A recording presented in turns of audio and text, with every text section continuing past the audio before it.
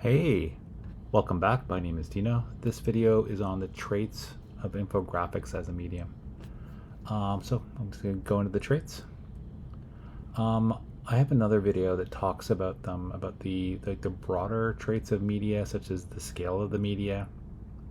It's how they have various psychic and social consequences on a population, as well as the impact on the pace or pattern of the way society operates. So please feel free to look for that in another video.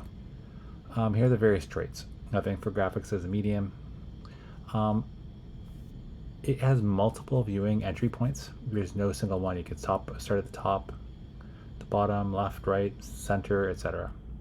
Viewers need help to understand this because there are so many. Versus, say, if you're watching television, you turn it on, you look at the screen. It's not usually very complicated. Turning on a TV these days with remotes, different story. All information is presented at one time. It conflates time and space all on the screen or the page you're looking at. So when you have an infographic, and just this sort of may think of like a visual one, say on a piece of paper in a magazine or something, you're seeing all of it at once. Everything's there, right there with you. As opposed to a television show or a movie, where the media that you're seeing, it evolves over time. Like, there's a beginning, middle, end, just to sort of flatten what a television story is, or a film story. It shortens communication by the images that are used in it and the short text. Normally, an infographic has, various different images, say a central image, additional images, icons, very short text, hence the reason that you look at an infographic. This is as opposed to, say, like a long form book or a newspaper where there's tons of text, and they often do not have images.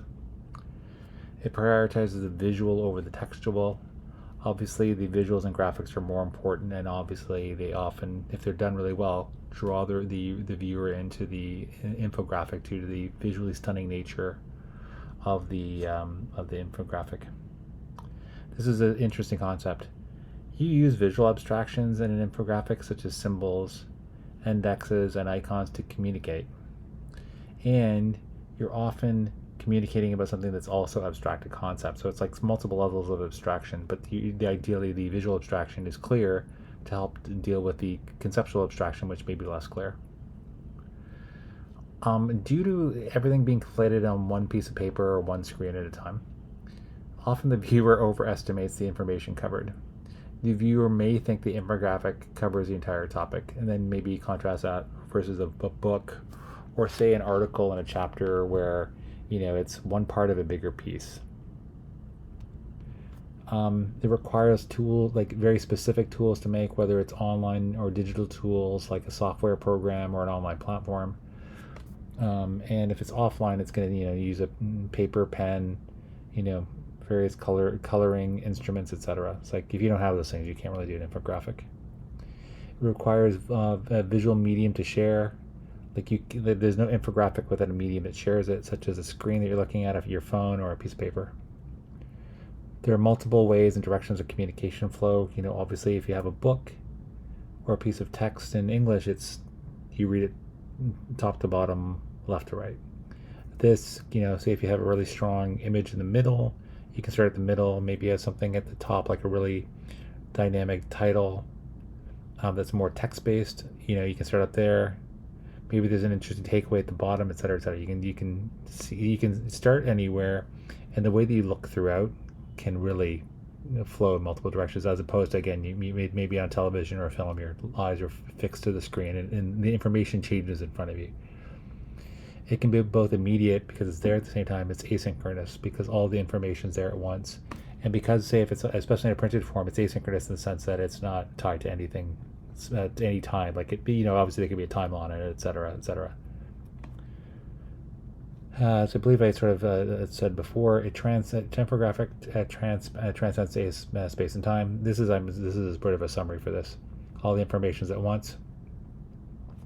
There's greater visual communication, less textual and less oral, obviously unless there's some kind of complementary MP3 and a digital version, which is, pretty rare. It leads to shorter communication, the greater images, and there's also text, but they're both short. versus a book where there's back in the day there was more. And it decontextualizes information because it's usually just like the one image, with the additional icon symbols around it. Because of that, we can have greater misunderstanding, greater emotional resonance to it, and we could become a little bit rational. That's something we should need to think about over the longer term. And what's the importance of looking at the traits of a medium? Each medium has unique traits. It has unique qualities. It has unique properties. It has both a use and a potential use. It has unique abilities to communicate. It has limits to its communication. It has unique ways to encode its information and to decode it. It has a unique audience who's looking for that type of information. And it has a unique impact. And finally, knowing a medium's traits helps the creators communicate more effectively. That is, in traits of infographics as medium. My name is Dino. Please feel free to comment on any of them, or any of the traits particularly interesting to you or useful, or any that you disagree with. What about this, again, the idea that all of the information is there all at once? Like, if you have a book, you leaf through the pages, there's a left page and a right page, like if it's a 2-page book. If it's a television show or a movie, it plays out over time. An infographic has all of its information right there exposed to you. Like, then again, this is keeping the idea away that it's, there's tooltips and you can dig down into it, but just think about a static one. Finally, if you like this type of video, please feel free to subscribe to the channel for similar types of content. As always, thanks for watching.